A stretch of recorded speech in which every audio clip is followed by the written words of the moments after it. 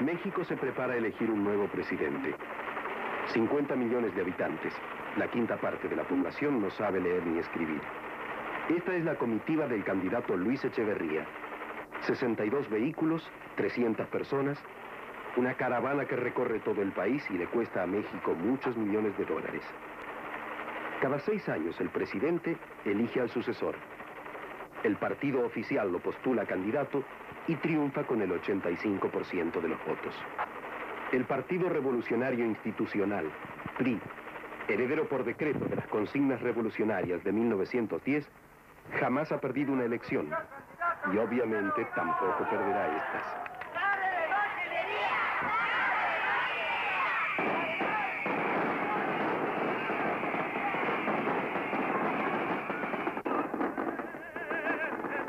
Año cae sobre los mexicanos.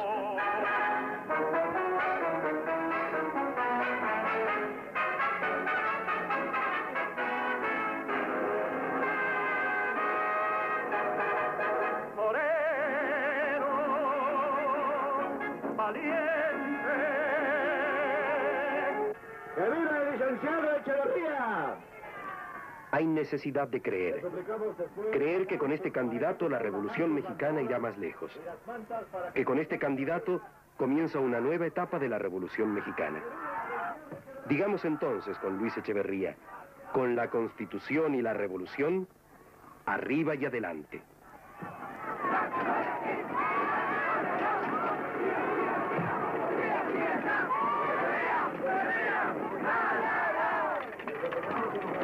La juventud del Valle de Mezquital, a quien la Revolución Mexicana ha brindado la oportunidad de poder educarse, encuentre en usted el hombre que sabrá dar un impulso al desarrollo de la emancipación femenina.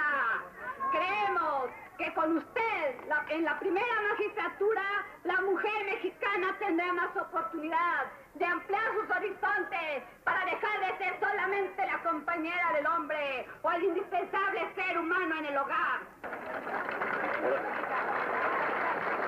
Compañeros de partido de Actopan y de toda esta región, si nuestro partido tuviera una seria preocupación respecto al resultado de las elecciones, si efectivamente nuestros opositores representaran un peligro electoral, que esto signifique de parte del pueblo la renovación de su fe en el gobierno de la revolución.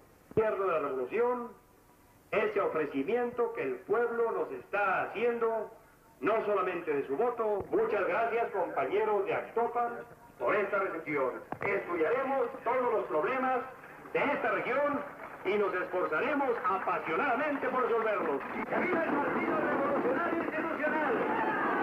¡Que viva el candidato a la revolución! ¡Que viva la revolución mexicana! La Revolución Mexicana es la primera de las grandes revoluciones del siglo XX, una de las más desesperadas. Había hambre de pan, hambre de tierras, hambre de justicia y libertad. México era un gran feudo esclavista donde el 1% de la población poseía el 97% de la...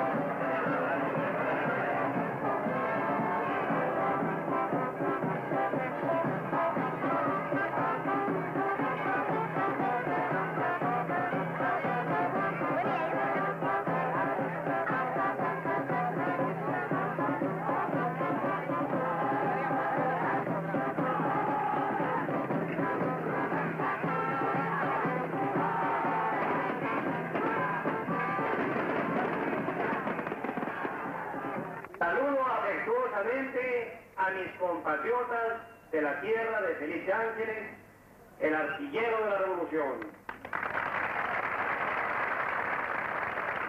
La historia de México ha sido un combate por una libertad ideológica que tenemos ya plenamente consolidada. Se trata de producir más riqueza y que ésta sea distribuida con un sentido revolucionario.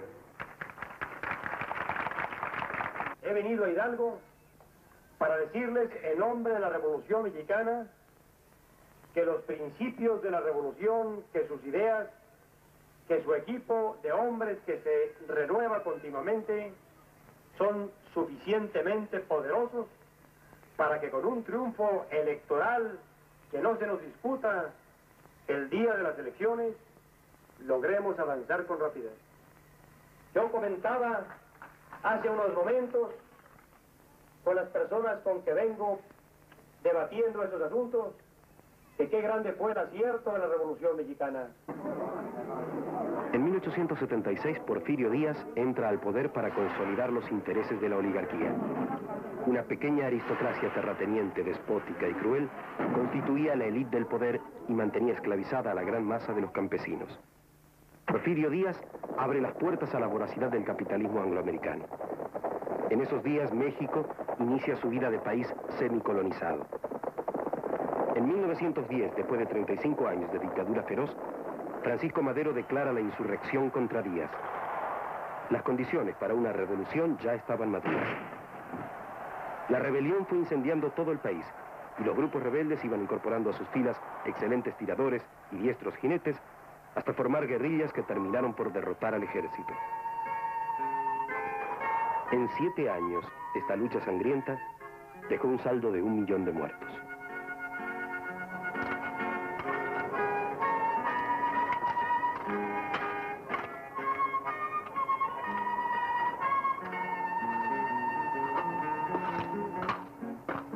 ¿Cuál es su nombre, por favor?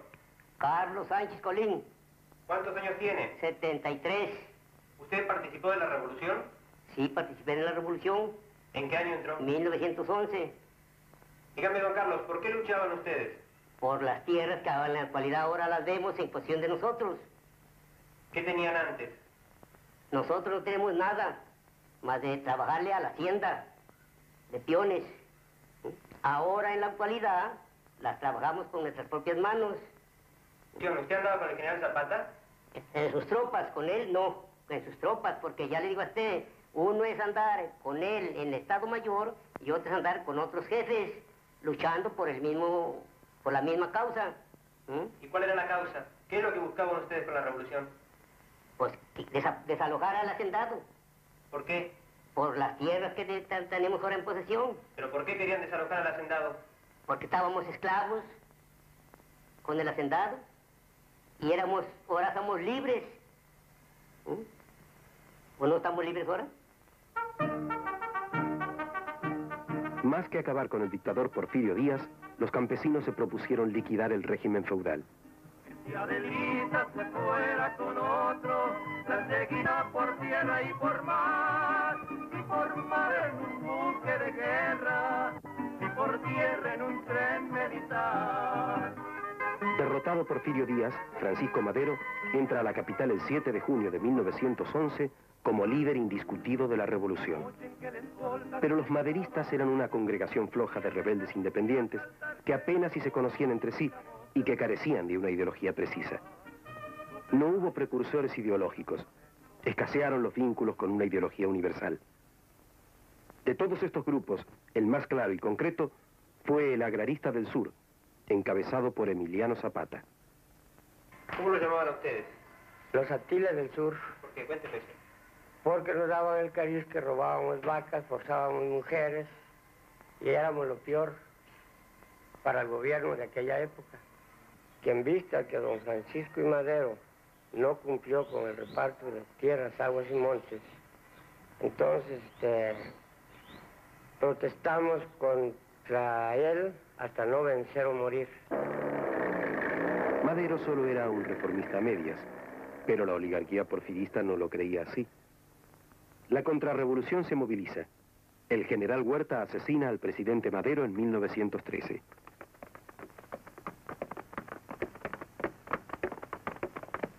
Huerta instala una dictadura neoporfirista. La lucha continúa.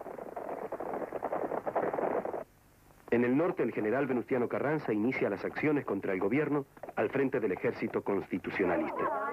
Por la misma causa combaten Pancho Villa, Álvaro Obregón, Emiliano Zapata. Los pueblos, cuando comenzaron a conocer el plan de Ayala, entonces comenzaron a ir por grupos con nosotros y nos daban toda clase de facilidades en alimentos, en lo que se les pedía. Y el gobierno pues nos perseguía muy duro porque mataba a muchos pacíficos también, porque nos daban muchas facilidades y los colgaban, y eso nos favoreció mucho a nosotros porque el pueblo entero había pueblos que enteros iban con nosotros. El zapatismo se convirtió en el movimiento agrario más importante y famoso de la revolución. Los campesinos encontraron en Zapata la expresión de sus deseos de tierra y libertad. En el norte los villistas eran una fuerza arrolladora. Vaqueros, arrieros, peones de ferrocarril, los villistas carecían de intereses de clase definidos. Pancho Villa era una mezcla de prócer y bandido. Pancho Villa les decía cuando estaban en reunión: mañana por la mañana tomaremos a Torreón.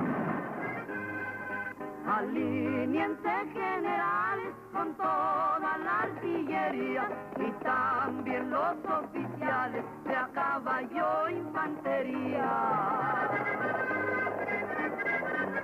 Ensillen el 7 leguas para partir a Torreón. No le hace que sean muy diablos, tomaremos posesión.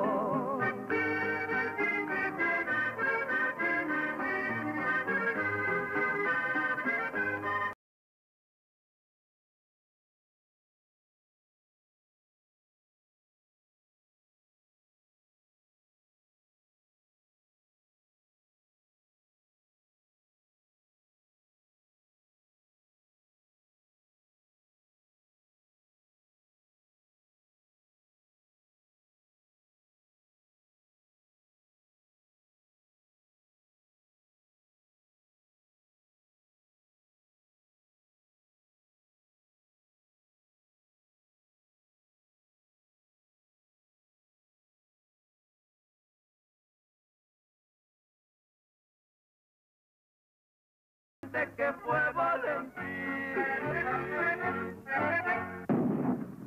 Con la caída de Torreón y Zacatecas, el régimen de Huerta se desploma. Venustiano Carranza entra a la capital el 20 de agosto de 1914. La revolución estaba muy dividida. Pancho Villa se rebela, Emiliano Zapata desconoce a Carranza, el país se hunde en el caos. La lucha de facciones ensangrienta a la nación.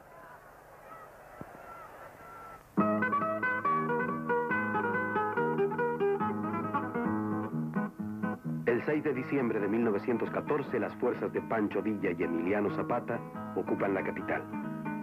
Con ellos entra lo más popular de la Revolución Mexicana. Pero el zapatismo y el villismo eran solo un punto de partida, un signo oscuro y balbuceante de la voluntad popular. El espontaneísmo de las masas no es suficiente para consolidar el poder. Allí más que nunca la falta de una ideología precisa hizo derrumbar lo que podría haber sido una auténtica revolución. Si las grandes masas no tienen como objetivo la transformación de la sociedad, fracasan en la toma del poder. La burguesía que sí tiene ideología, espera su turno.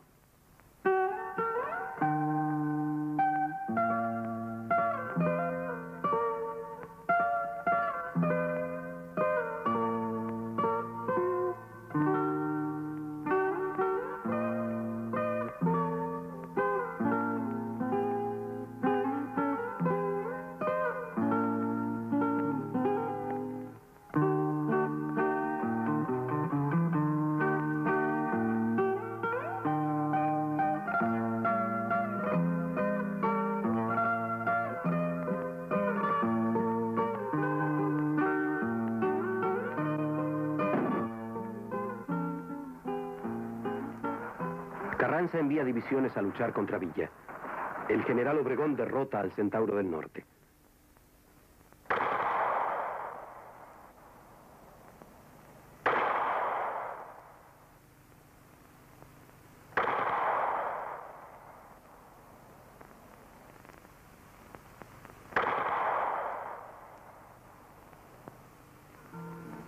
La clase obrera, incipiente aún, se pone del lado de Carranza y Obregón.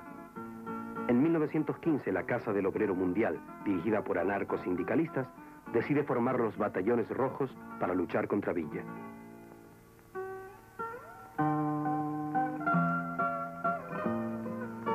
El país está devastado por la lucha fratricida. El hambre y las epidemias recorren los campos de México.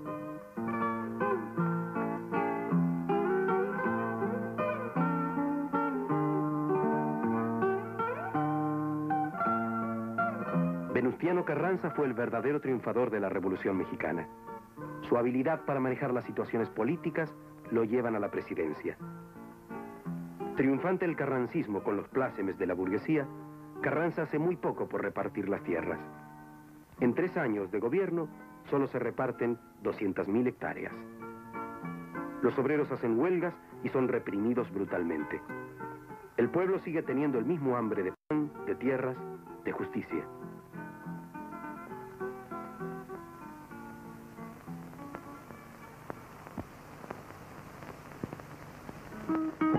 Zapata continúa en el sur la lucha por las tierras. Los ejércitos no pueden contra la guerra de guerrillas. Entonces se trata de acabar con el zapatismo, asesinando a Emiliano Zapata. Don Venustiano Carranza giró las órdenes a Pablo González, que era el jefe de operaciones de aquí del estado de Morelos, a que fuera muerto el señor general Emiliano Zapata como diera lugar. Se acomodaron en la traición, que hasta cierto punto da vergüenza. Pues fue un plan que le pusieron desde antes, porque Zapata lo mandó perseguir Jesús Guajardo en los cerros, pero allí nunca pudieron matarlo. Entonces, acordaron, ¿verdad?, de que Guajardo se reuniera con Emiliano Zapata para ver si allí lo podían matar. Y le decíamos, general, lo van a matar. Y no nos hacía caso. A ver tú, échate adelante, se echó adelante la estete. Cuando iba llegando al portón, le hizo la caravana, los que estaban arriba, nomás eran 2. Tocó un clarín allá arriba, y cuando tocó clarín, se paran como 30 en un pretil que había, como era este. Y le tiran el descargue a Zapata, con los balazos aquí. El caballo lo rayaron aquí en Lanca. Total, 7 balazos sacó el caballo. Zapata, todavía le levantó la rienda al caballo, para arriba, le paró de manos el caballo, pero en el aire se le acabó la vida de Zapata y se fue de este lado. Se peleó tierra, agua, justicia y libertad. ¿Y qué tienen ahora? Las tierras, la libertad y la justicia, cuando la quieren hacer y cuando no, no la hacen. ¿Sí? ¿Pero de quién son las tierras, en realidad? Del gobierno. ¿Por qué?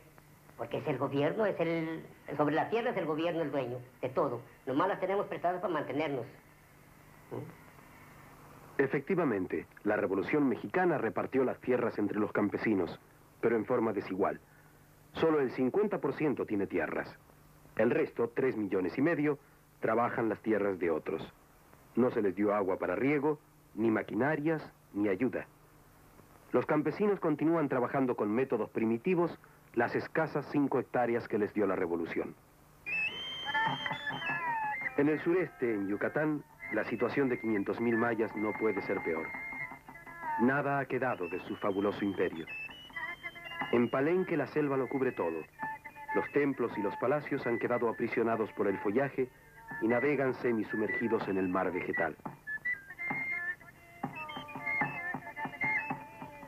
Los grandes bajorrelieves conservan el dramatismo, la belleza y el espíritu de la raza maya.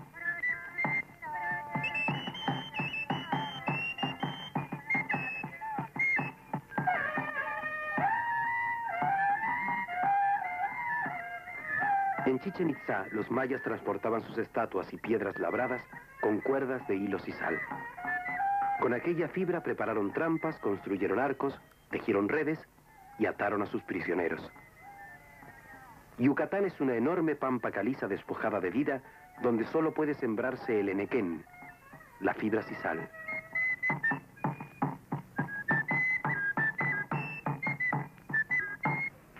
En 1875 se empieza a utilizar el hilo sisal para atar las cosechas de trigo. Las insaciables máquinas cosechadoras devoraban millones de metros de binder twine. El ridículo precio que las compañías norteamericanas pagaban por el hilo sisal solo se pudo mantener debido a que los campesinos mayas trabajaban en las haciendas en condiciones de esclavitud. En 1900, la banca Morgan decide formar el monopolio de la International Harvester, llamada a ser la principal compradora de sisal. La primera medida del monopolio fue bajar aún más los precios del henequén. Los productores estaban tan encadenados al imperialismo como sus propios esclavos. Aquí, como en todas las haciendas, existió la esclavitud en la época de Porfirio Díaz, en la época del porfiriato. Y aquí este señor, don Gregorio Tzul, fue uno de dichos esclavos. Esclavitud, Bishanikachi, más presidente, don Porfirio Díaz, más gobernador. Olegario Molina. Y entonces este señor era el esclavo. En esa época existía, dice él, la fajina. No paga nada. Había haciendas donde se hacía la fajina en la mañana y se hacía en la tarde. Los sirvientes. Trabajador. El trabajador, porque no se vuelve a decir, hasta que no vuelve a decir, se jalaba arriba, hasta que dice no hay, pues lo baja otra vez. Cuando triunfó la revolución, vino Alvarado entonces, y entonces estaba haciendo justicia en esta época, para acabar con la esclavitud. Está acabando la esclavitud. Pero para don Gregorio Tzul, la esclavitud no acabó. Tiene 73 años y debe seguir trabajando para no morirse de hambre.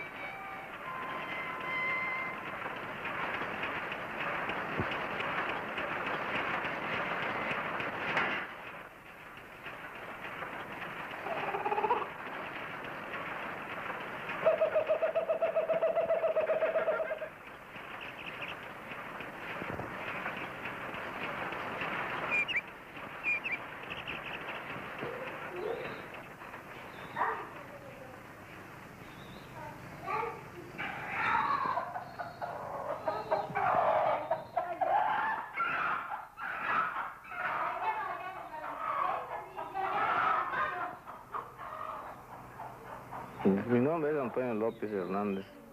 Nací en Mérida, Yucatán. Mi vida pues ha sido muy azarosa porque quedé huérfano muy pequeño. Pues de chico empecé a vender periódicos, a limpiar zapatos. Y ahí me fui haciendo hombrecito, a luchar por la vida. Pues ahí llegué a la edad de 28 años, en que empecé a formar hogar. Y busqué una compañera. Hasta la fecha te contamos con 11 chamacos. Vivos 9 y 2 fallecidos.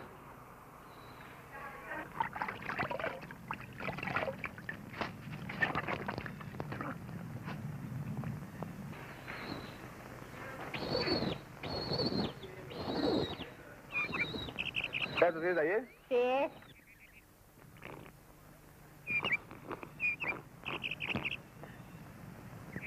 ¿No hay más que esa? No hay. Ahora, trata de buscar más sencillo porque así no endurezca mucho. Es que iba a decir, pues, ¿cómo? Pues, compra azúcar o café, alguna cosa. Porque Si no hay, ¿cómo lo voy a comprar? ¿Por qué lo voy a comprar?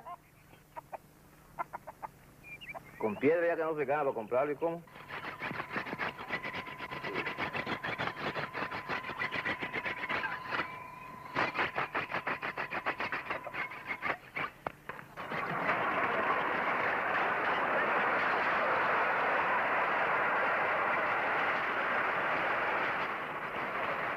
María, no llevo ese molino que muera don Daniel. Chayo, tómalo. Que lo muera rápido don Daniel. ¿Qué tarde? Pero lo muela bien porque tosten pronto. Vale, está bien.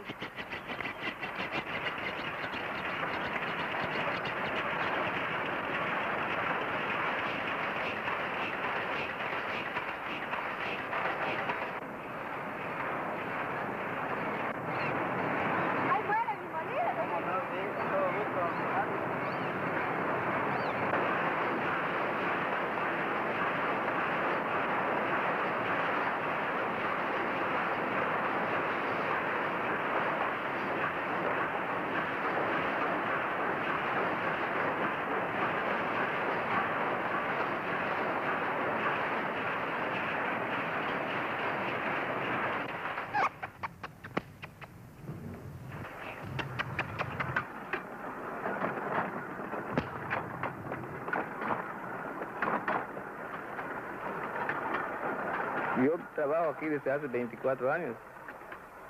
Pues nos correspondió a 4 hectáreas de terreno cada quien. Pues claro que mientras más somos, la tierra no crece, que mientras más somos, pues menos ganamos. Vivimos completamente sumidos en la miseria porque pues, no se alcanza para vivir. Prácticamente se vive porque pues, ya parece que por un milagro. Pues se alcanza para comer, no alcanza para vestir. Vestir y comer no se puede. No hay, no da. Tiene el gobierno federal dado al campesino la mentira de que son dueños. Todo campesino es dueño de sus tierras, pero del producto no. Y de esa forma pues no se puede vivir más que ver un cambio radical completamente. Que se borrase por completo todo lo que está hecho y se principie con otra nueva estructura. Quito a Juan y pongo a Pedro, pues yo los quito, yo los pongo, yo los manejo. Tendría que haber una nueva estructura, un nuevo sistema. Ese sistema que hay actualmente ya es viejo, ya no ha dado resultado más que a los políticos de alta escala. Al finalizar la Primera Guerra Mundial, el Enequén fue robado de Yucatán y aclimatado en Kenia y Tanganica. Los monopolistas preferían cultivarlo en una tierra donde los hombres eran más pobres y estaban aún más esclavizados que en Yucatán. Cuando la reforma agraria llegó a Yucatán, los terratenientes se apresuraron a fraccionar aparentemente sus grandes propiedades y las registraron a nombre de sus familiares o de prestanombres, como ocurrió en el resto del país.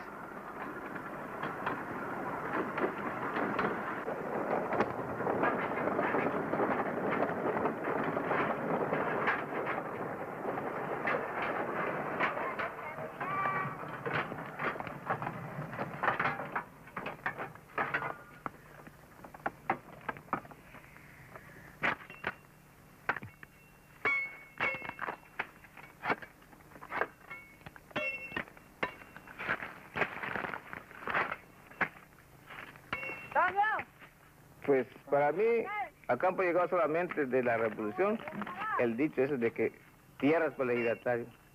Pero el producto de las tierras no lo ve el ejidatario. De que labora la tierra no le ha llegado el beneficio de la revolución. No lo hemos visto.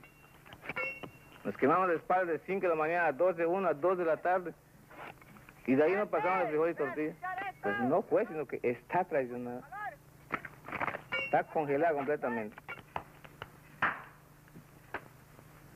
En la tarde comemos solamente tortilla con café. Pues en la mañana nos desayunamos. Hasta el mediodía sí hay para la vianda. Si no hay que hacer un huevo, 2 huevos para todos ellos. Un poquito y ya está. Él a veces así como dice que coman mis hijos, y dicen que sea yo que yo no coma. Me conformo con un poco de masa que me bata así, con eso. Eso toma y se va a trabajar. Acá de las tortillas viejas voy a almorzar. Aquí las tienes.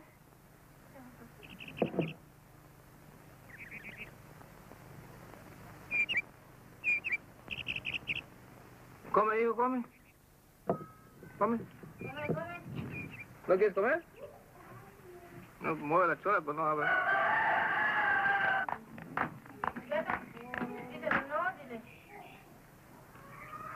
El que debe sufrir el hambre soy yo, y hay días que me veo obligado a sufrirlo, pues, pero vivo muy tranquilo.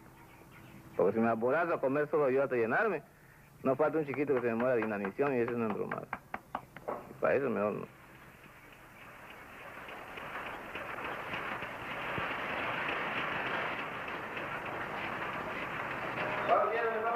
Buenos días. Mira, a ver si puedo hacer un servicio. Decir que me facilite 20 pesos.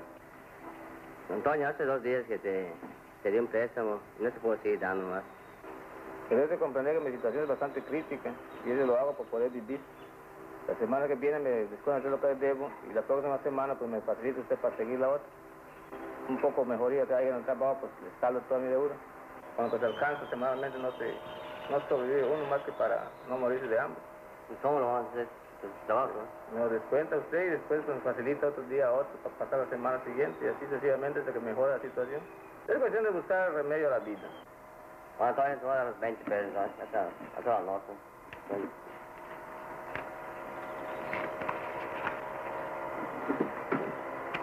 Está bien, Iván, muchas gracias. Tener presente que la semana próxima se los devuelvan. Estoy apuntando, pues.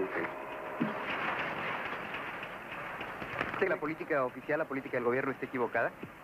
Pues, según vemos en la forma en que está actuando, pues uno se tiene la convicción de que sí está equivocada, porque no da la libertad de comercio, o sea, la libertad de vender tu enequén a quien te dé la gana, sino que tiene uno que recurrir a ellos directamente.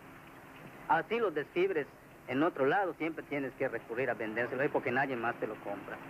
Verbi, gracias. Si usted, por ejemplo, tiene su enequencito y dice, sus posibilidades lo pueden, usted lo raspa, lo desfibra, lo empaca y lo sube en un camión y dice, lo voy a llevar al estado de Campeche para vender.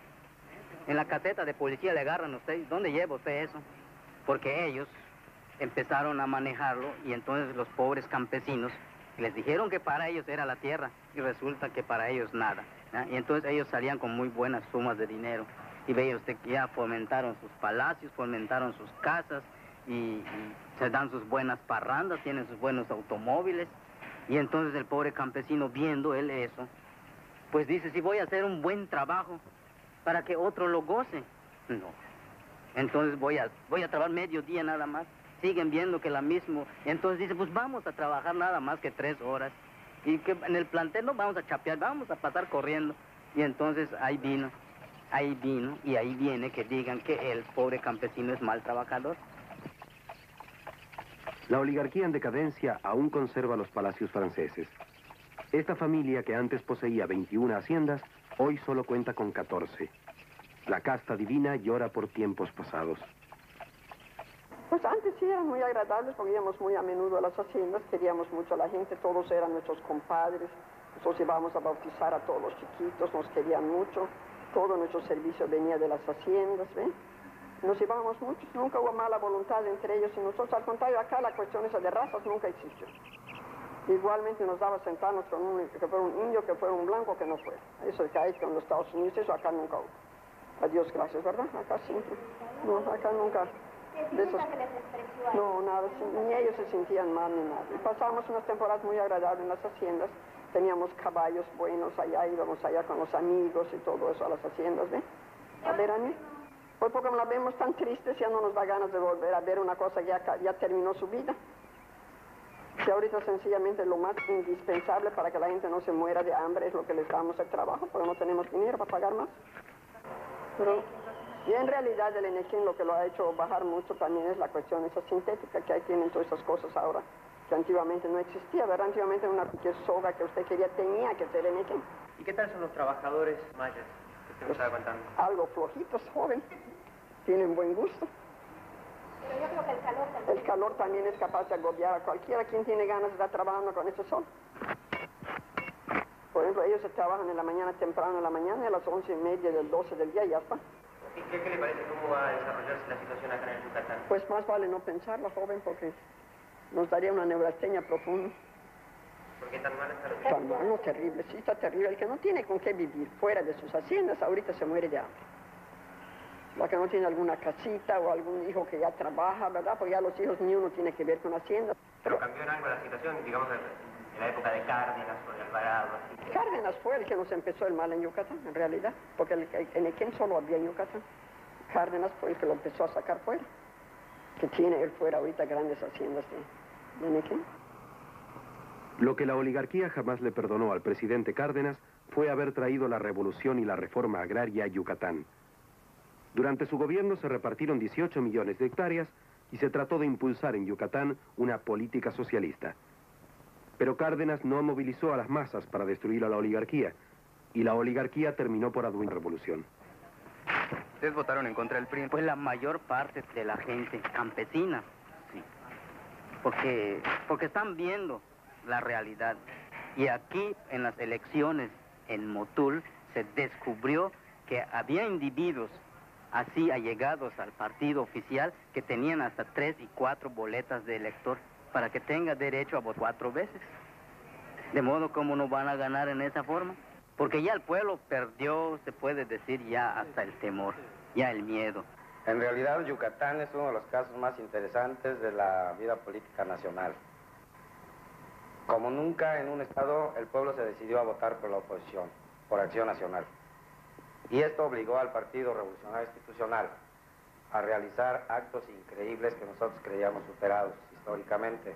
Por ejemplo, adulterar el padrón, hubo robo de ánforas, se utilizó al ejército para mantener al pueblo sumiso a la determinación de imposición del señor gobernador.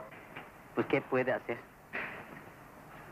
No tiene otro camino más que seguir aguantando esta situación hasta ver hasta dónde va a llegar, porque hay un refrán que dice, no hay mal que dure 100 años y ni cuerpo que lo aguante.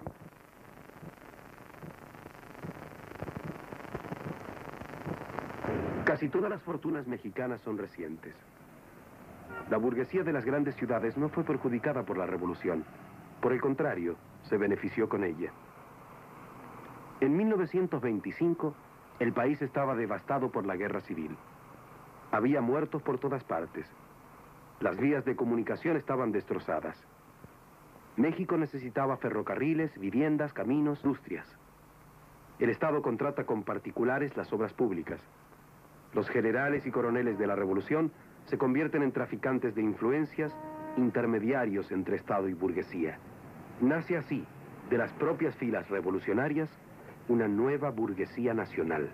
Esta es la nueva burguesía mexicana, claudicante y feliz, con los ojos puestos en los Estados Unidos. Aquí están sus artículos suntuarios, los automóviles, los apartamentos de lujo. Inversionistas y empresarios extranjeros, prestanombres, comerciantes de toda la haya, especuladores, compradores de terreno, funcionarios corruptos. Esta burguesía naciente es la más importante base de sustentación del gobierno actual. Es que ella arrastra y pone al servicio del régimen a otras clases sociales, obreros, campesinos, clase media, pero que no participan de las decisiones del gobierno, ni mucho menos del control de las riquezas. El desarrollismo no ha significado mejores niveles de vida para la población, solo para una pequeña minoría privilegiada que dilapida los recursos del país en artículos de lujo.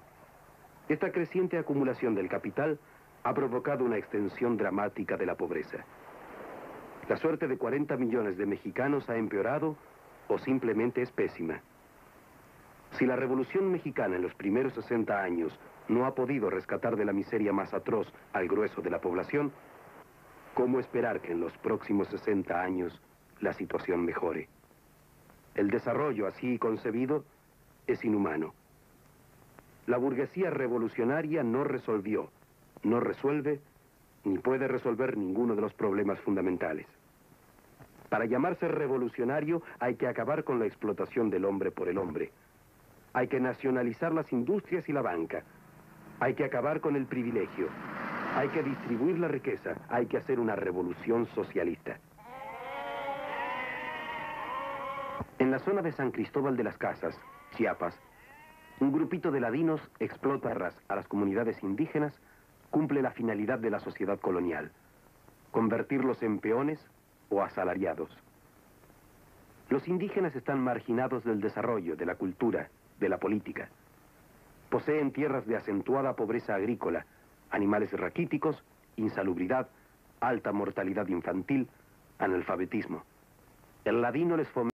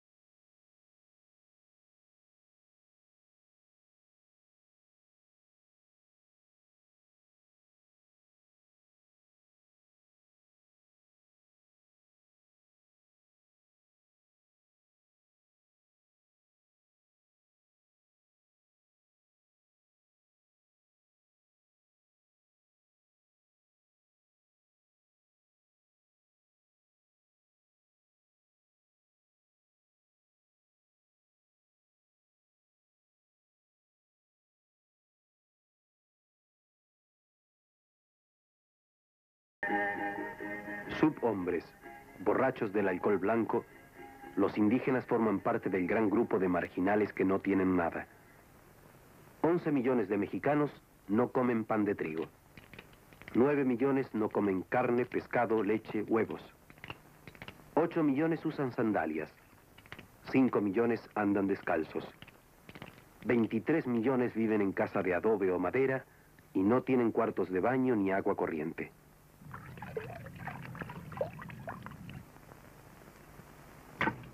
Poco. Tomemos un poco pozol, tomemos un poco café y trabajar. Es mi mamá, está enfermo, está velo en la cabeza y el cuerpo, no puede caminar, no puede descargar leñas, no puede y quebrar las tierras, no puede.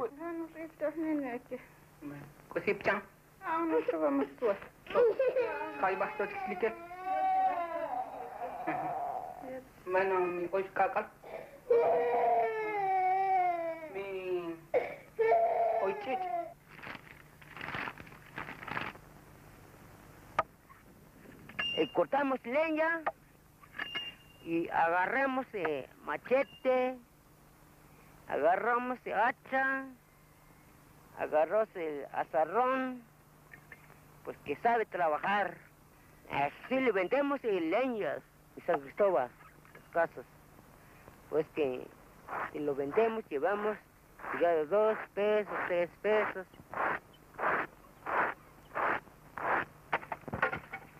Cortemos con la hacha, cortemos con la macheta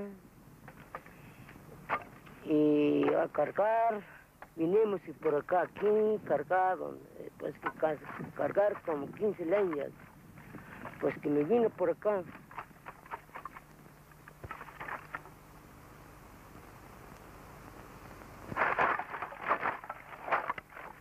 Está muy pesado.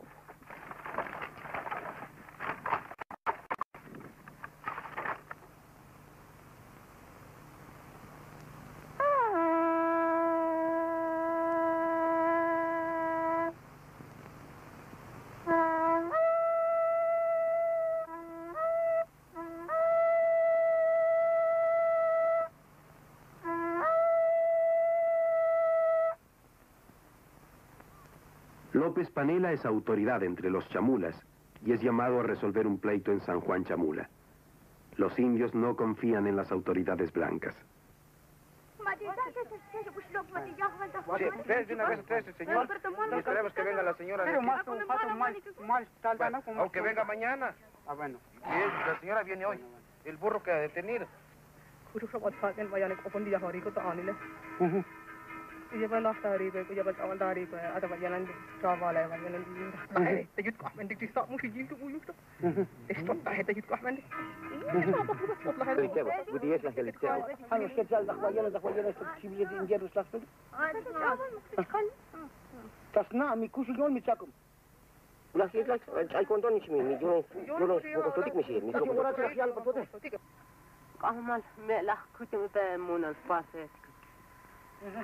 Ya pe, bukat tal ese.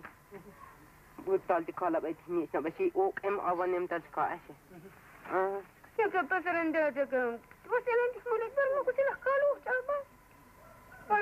Ano siya was elan sal yas mo was elan sal de sila. Ada ko yeran il chal. De kun kos no sto. Gallo. Ora ni chiton.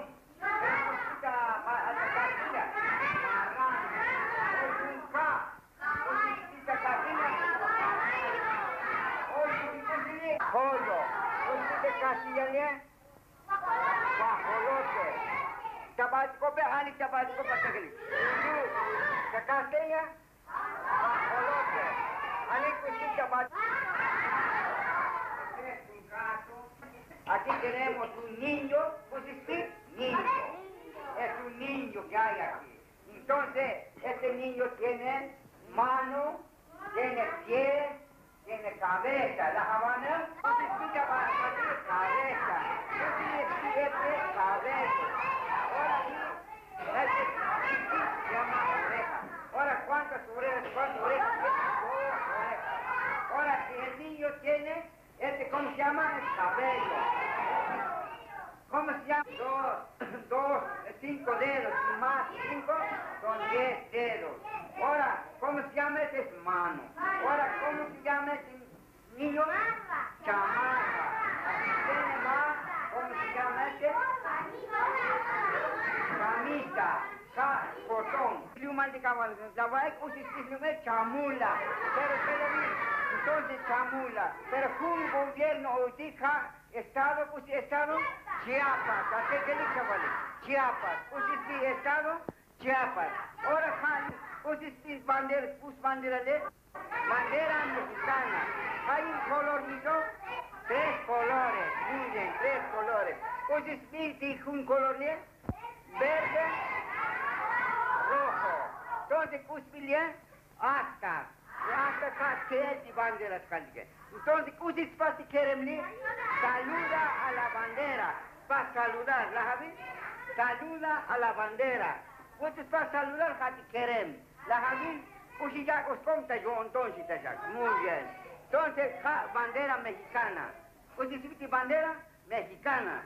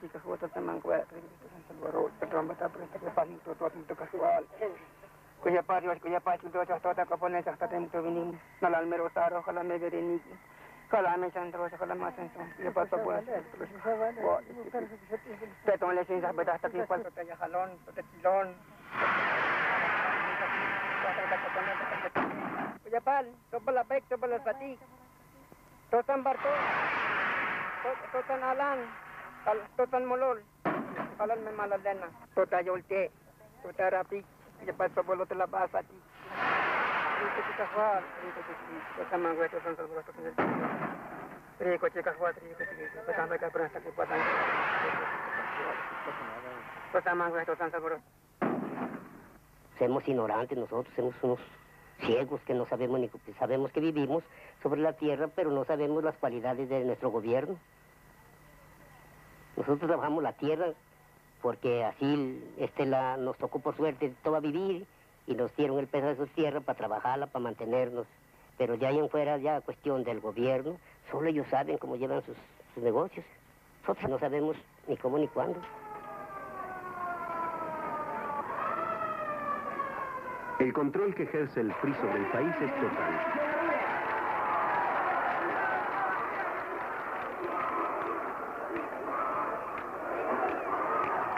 Esta multitud de campesinos son arrastrados a los mitines del partido en camiones oficiales. No tienen la menor oportunidad de negarse. Mexicán. Y al cabo del distinto de razón de común.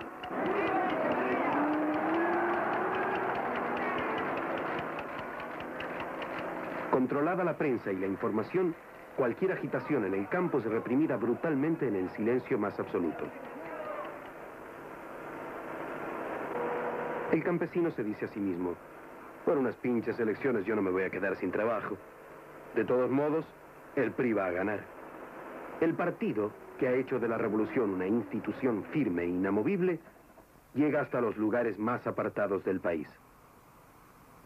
Amatenango del Valle, 3.179 indios celtales dedicados casi exclusivamente a la alfarería artesanal. Las tierras que les prometió la revolución jamás las han visto. Aún siguen en manos de un terrateniente ladino.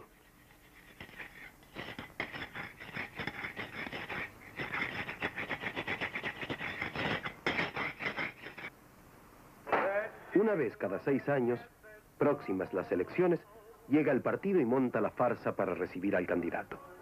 Consigue la comida, la cerveza, la orquesta y empapela la aldea con retratos de un hombre que jamás han visto y que será el diputado por la aldea. El PRI tiene creada la ideología de la pancarta.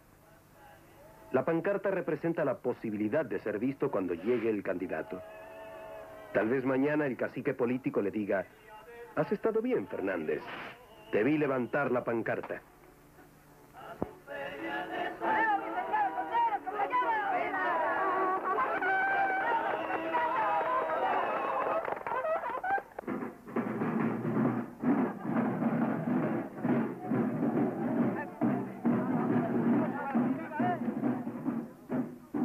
Al que no va lo combaten, lo segregan. Ese hombre que no está organizado ni tiene una ideología que sustente su inasistencia, vuelve al redil. Distinguidos mexicanos de Amatenango del Valle, ustedes son mexicanos con los mismos derechos que tenemos todos los mexicanos. La Revolución Mexicana, la que se pronunciara con Obregón, con Carranza, con Zapata, con Villa, es hecha precisamente para los económicamente más débiles, como ustedes. Pretende que cada día haya menos pobres y que los ricos sean cada día menos ricos. Nos da tristeza cuando vemos niños sin zapatos. Nos amarga cuando sabemos que no tienen el pan cotidiano, que no tienen la escuela necesaria, que no tienen la salubridad. Mi función no será la de resolver esos problemas, pero sí de vigilar que otras autoridades las resuelvan.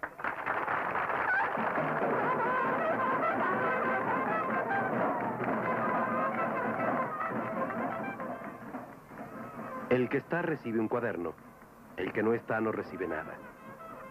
El largo brazo del PRI llega hasta la choza más humilde.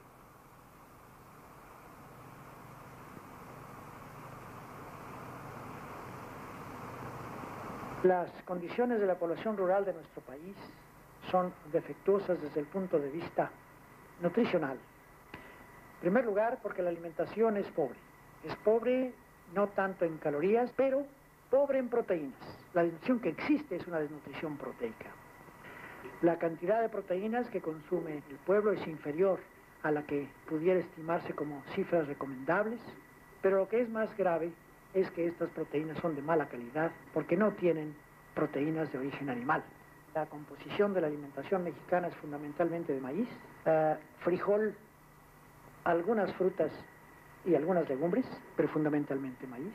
El pueblo consume 400 gramos de maíz por persona y por día, y este alimento es el más pobre de los que puedan consumirse en el mundo. Casi tan pobre como lo que pueda tenerse en las hierbas que crecen en el campo. La clase obrera que formara los batallones rojos para pelear en la revolución es otra de las bases de sostén del gobierno. La asistencia a la manifestación del 1 de mayo es obligatoria. Los que no concurren son anotados en planillas y reciben sanciones. Los sindicatos no pueden oponerse a la política oficial.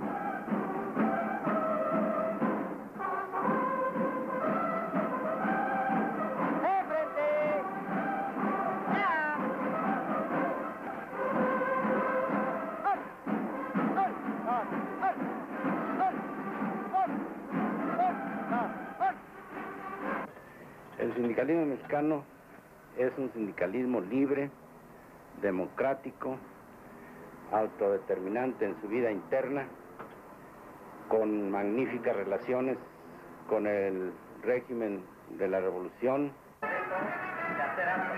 Una serie de dirigentes corrompidos, prototipos del gangsterismo traidor, se ha hecho cargo de los sindicatos y una vez adentro han defendido la política de la burguesía en el poder.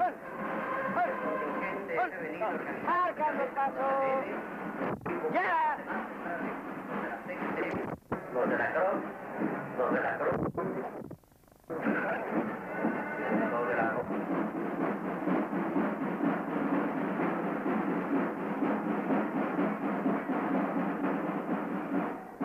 El Partido Popular Socialista, fundado por el maestro Vicente Lombardo Toledano, siendo un partido marxista-leninista, lucha por fortalecer la economía estatal, luchar con éxito respecto a las presiones del exterior.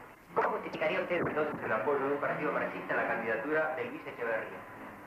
Bueno, eso es fácil de explicar en el caso concreto de países como el nuestro, es decir, países que están en desarrollo, en los que el imperialismo norteamericano influye en su vida económica, social y política. Es decir, este problema de orden táctico se ha discutido mucho en los partidos de la clase trabajadora. Nosotros creemos que es posible, es conveniente, es necesario para que haya un avance democrático, para que haya un avance con independencia del extranjero, la unidad de las fuerzas patrióticas, nacionalistas, progresistas de un país, revolucionarias como en el caso de México. Por eso nuestro partido ha pregonado y ha aplicado una experiencia histórica del pueblo mexicano, la del Frente Nacional Patriótico y Democrático. Por eso nosotros hemos visto en la candidatura del licenciado Echeverría coincidencias fundamentales con el programa, con la plataforma electoral de nuestro partido, y él también aceptó públicamente la postulación de nuestro partido y expresó que tenía coincidencias fundamentales. El resto de la izquierda mexicana en la ilegalidad es muy pequeña y está dividida. Maoístas, comunistas, trotskistas, espartaquistas, pro Moscú o pro China, la vanguardia deberá surgir de la propia lucha. El movimiento estudiantil del 68 revela las lacras del sistema y abre una etapa de luchas populares. Por primera vez en 40 años, la unidad de obreros y estudiantes atemoriza al gobierno de la revolución congelada que reprime brutalmente.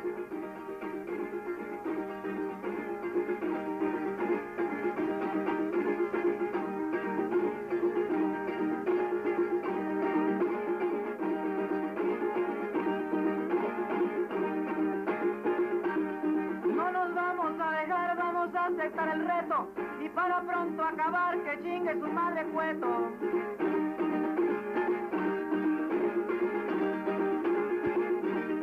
Se soltó la represión tantas veces conocida que hasta la prensa vendida se tuvo que retractar porque el estudiante dice no nos vamos a dejar.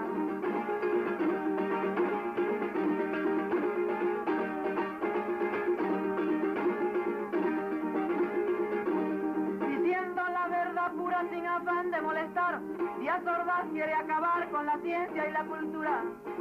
Es cierto que participaron algunos miles de estudiantes, pero era muy curioso ver la coincidencia de elementos, digamos, pseudo-revolucionarios, particularmente militantes del trotskismo internacional, de los grupos espartacos maoístas, ligados a la embajada yanqui. Se pusieron nombres a las aulas universitarias de Mao Zedong, de Che Guevara. Las manifestaciones iban presididas por el retrato de Che Guevara, de Ho Chi Minh, tal como lo hicieron en París. Para nosotros, en una serie de aspectos, una copia extralógica. 2 de octubre de 1968. 300 tanques y 6.000 soldados rodean la plaza de Tlatelolco. Durante 4 horas disparan sus armas contra estudiantes, mujeres y niños. Siendo presidente Gustavo Díaz Ordaz y secretario de Gobernación Luis Echeverría, el gobierno de la Revolución Congelada asesina en una tarde a 400 personas.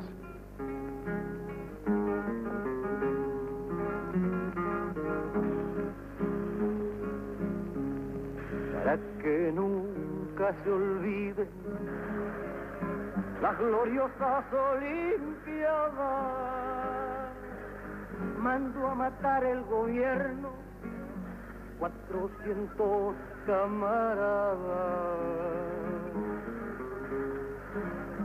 Hay plaza de Tlatelolco, como me duelen tus balas, 400 esperanzas a traición arrebatada.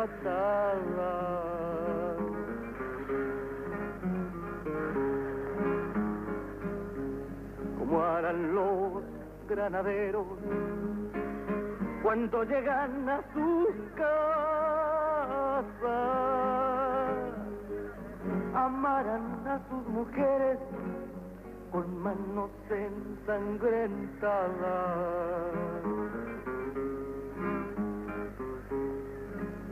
Porque estas manchas no salen ni con jabón ni con agua.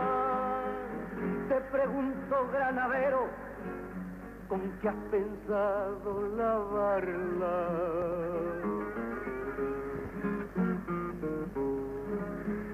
Los estudiantes caminan con la verdad en la mirada. Nada podrá detenerlos, ni las flores ni las balas.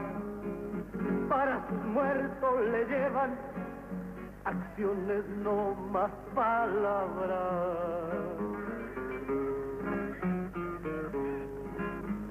Para que nunca se olviden de esa tierra mexicana, mando a matar el gobierno 400 camaradas.